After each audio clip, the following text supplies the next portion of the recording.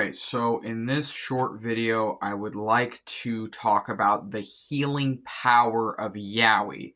And what I mean by Yaoi in this video is not just manga depicting gay lovers, sometimes pornographic, sometimes not pornographic or strictly romantic.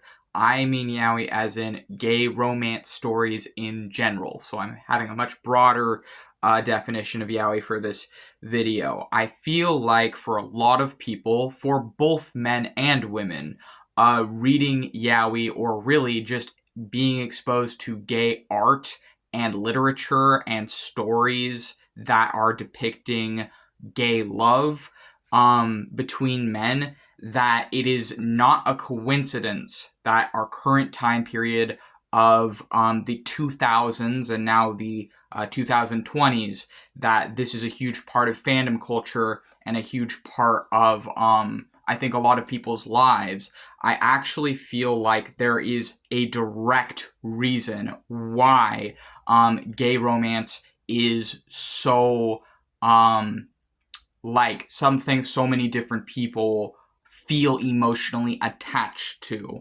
I believe that it is because we are living, at least here in the USA, in a time period where a lot of us don't have representations in our life of healthy male love. We're not seeing or exposed to men who love each other. We're not seeing or exposed to men that express even platonic love for each other in healthy ways. And I think many of us have been deprived of that. I think a lot of people in Gen Z, in my generation, have been deprived of seeing men love each other, even just in a platonic sense.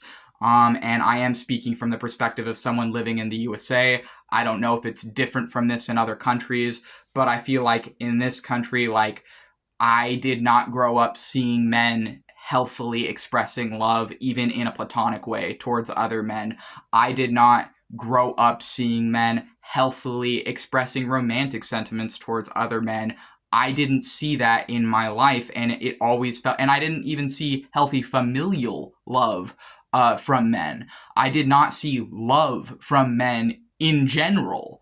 And I think that I'm not alone in this. I think a lot of people growing up in a totalitarian system, meaning a might makes right system, a just bully people into compliance and submission, billionaires rule everyone else, and the working class and people in poverty and everyone else and marginalized people is all essentially just been turned into the batteries for the predator class. I think that in such a system, there's a lack of masculine love. There's a lack of male love. And I feel like there's a lack of male care. And I think that what Yaoi does, and what people that read Yaoi does, is it's essentially depicting, it's like filling a need. It's filling a need. I think what it's doing is that because people aren't seeing healthy, like, masculine love, they're not seeing in their actual lives, we're not getting, or my generation and me specifically at least, I didn't fucking see healthy love from men. I think that this is part of why a lot of people love Yaoi, is because romantic and sexual experiences depicted through men is kind of filling that void in a lot of our hearts. And I don't think you have to be gay to enjoy Yaoi. There are straight women who enjoy Yaoi, which personally I don't mind. There are also gay men that enjoy Yaoi, yes. And there are also, I imagine, straight men that maybe read it just for the plot or entertainment or something. Like, I think that, it like depends, I guess. I have a very broad definition for this video, so I think that, and I also think that, like, there are people that can just maybe enjoy, like, the idea of, like, masculine and male love. And I think that what is going on is that a lot of people need that or want that and haven't had that, and so I think it's filling that need, that void. And also I think that it's just sort of like inspiring to people. I think it inspires people creatively. I think it inspires people in other way, and I think that it's really just something that has become such a huge part of fandom culture and other things, and especially for Gen Z in particular, because I think so many of us have grown up in a might makes right system, in a bullying system, in a system where we're not seeing men being loving in any way towards each other or anyone else. And I think that that is causing a lack. There's a lack there.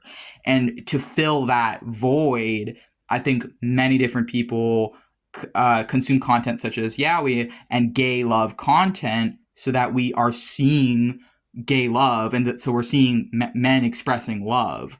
And you know, it could be argued, oh well, why not just like get like straight romance for that? Doesn't straight romance fill the same void?